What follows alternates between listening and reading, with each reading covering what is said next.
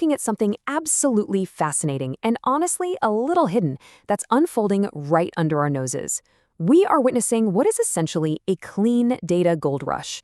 AI companies are taking increasingly desperate and frankly astonishing measures just to secure pristine training data for their massive language models.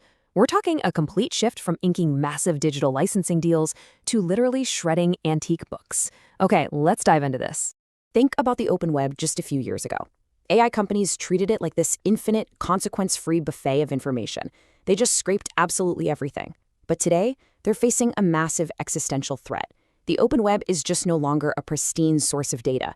It's getting legally locked down, it's getting crazy expensive, and most dangerously, it's getting flooded with AI-generated garbage. So if you're building the next multi-billion-dollar AI model, how do you train it when the very internet you rely on is poisoned? Well, human creators are fiercely pushing back, for starters. Tony Stubblebean, the CEO of Medium, perfectly captured the massive legal and financial risks these AI companies are suddenly staring down. He said, "Right now, AI runs on stolen content. It's blunt, but it hits the nail on the head. If tech giants just keep scraping the web without permission, they aren't just dealing with some angry tweets anymore. They are facing industry-wide blockades, coordinated collective bargaining, and massive company-threatening copyright lawsuits." We're basically watching a two-front war for AI developers right now. You've got lawsuits from original creators on one side and the rise of what the industry literally calls AI slop on the other. So the crucial point is this concept right here: model collapse. As AI-generated content just floods the internet, newer AI models end up scraping and learning from the outputs of older models. It's like a giant, degrading echo chamber. When an AI feeds on AI-generated data, it gradually becomes way less reliable, much more prone to hallucination, and fundamentally degraded. To prevent that collapse, these companies desperately need high-quality, dense, human-written knowledge.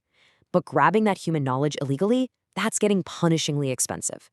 $1.5 billion. Yeah, billion with a B. That is the staggering settlement Anthropic agreed to for allegedly training their models on about 500,000 pirated books. If you do the math, that comes out to roughly $3,000 per book. This settlement sent absolute shockwaves through the tech world. It set a terrifying financial precedent, proving for sure that scraping gray market or pirated content could carry literal billion-dollar consequences. To avoid those billion-dollar lawsuits, AI giants are trying out an immediate, highly expensive fix. They're just opening their massive wallets to establish formal licensing infrastructure. The sheer scale of guaranteed revenue that premium publishers are locking in right now is wild. OpenAI signed a 5-year deal worth over $250 million for access to News Corp properties, like the Wall Street Journal. Google? They're paying Reddit $60 million a year for API access to human conversations, plus another $23 million for Springer Nature's academic archives. AI companies are quite literally trying to buy their way into clean, legally cleared data. But here's the catch. Money isn't solving everything. Despite these massive financial incentives, and even new tech from companies like Cloudflare that actually lets publishers charge a micropayment every single time an AI bot crawls their site, a huge chunk of the web is still pulling up the drawbridge. A staggering 60% of major news sites are actively blocking Anthropic's web crawlers.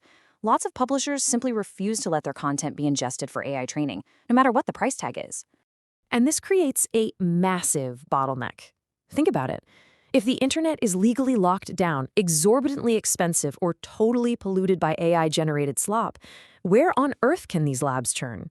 Where do you find vast troves of pristine, human-created data without having to fork over $50 million a year in ongoing licensing fees?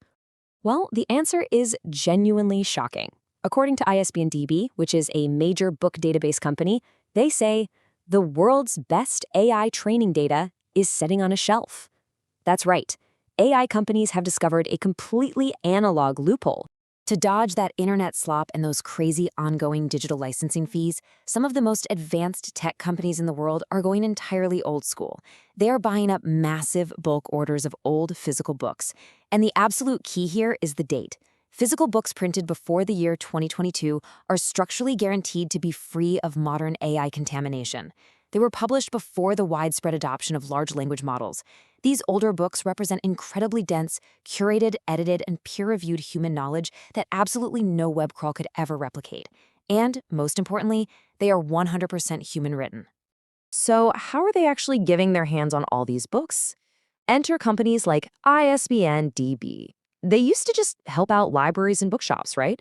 Now they're quietly facilitating massive bulk buys for AI labs. We are talking about sourcing anywhere from 1,000 to 1 million physical books per order. They ensure there are no duplicate purchases, and crucially, they enforce super strict non-disclosure agreements to keep the AI buyer's identity totally anonymous. Because as ISBN DB even admits on their own site, the optics of this whole operation are pretty terrible. So why are the optics so terrible? Well, because this analog solution has a highly visceral physical consequence. These books aren't being carefully read in some cozy library. They're being completely destroyed. And this brilliantly illustrates the sheer industrial scale of this data harvesting. The books are bought in bulk, then contractors use hydraulic cutting machines to literally guillotine the spines off the books. This turns the book into a loose stack of paper, which gets fed through industrial-grade imaging equipment to be scanned digitally in seconds. Finally, the physical remains of the books are pulped, just completely destroyed. Now, you're probably wondering, how on earth is this legal? It relies on something called the first sale doctrine. Basically, once you buy a physical book, you can do whatever you want with it without needing the original copyright holder's permission. In fact, in that Anthropic lawsuit we talked about, a U.S. district judge actually ruled that this destructive scanning qualifies as transformative fair use. Since the original print copy was destroyed to save storage space and create a digital, searchable copy for internal use only, it was deemed legally acceptable. Essentially, one copy replaced the other. As you can imagine, this has created an incredibly bizarre reality for independent booksellers. Picture this: you're a weird bookseller in the Netherlands, or maybe someone selling obscure foreign language texts. Suddenly, your orders jump from 20 random books a week to hundreds. On one hand, it's an amazing financial benefit to finally clear out that unsold inventory. But on the other hand, there's this deep ethical discomfort. A lot of these books are uncommon or rare. Knowing that the few remaining copies of a specific obscure edition are just being shipped off to be guillotined and pulped by an anonymous AI lab, that's a pretty tough pill to swallow for someone who loves books. Let's bring this all back to you, the viewer, and what this actually means for the internet we use every single day. We are speeding towards what experts are calling the zero-click future. When we compare the two paradigms of this data rush, digital licensing versus physical books, it is so easy to see why AI companies are absolutely loving the analog route. Digital licensing means high, ongoing, very public costs. Physical books, they're a low-cost, one-time, completely anonymous purchase that guarantees untainted, pre-2022 human data. But honestly, whether an AI model trains on a licensed digital article or a shredded physical book, the end result for creators is alarmingly similar. And this brings us to the absolute most staggering consequence of this entire data rush.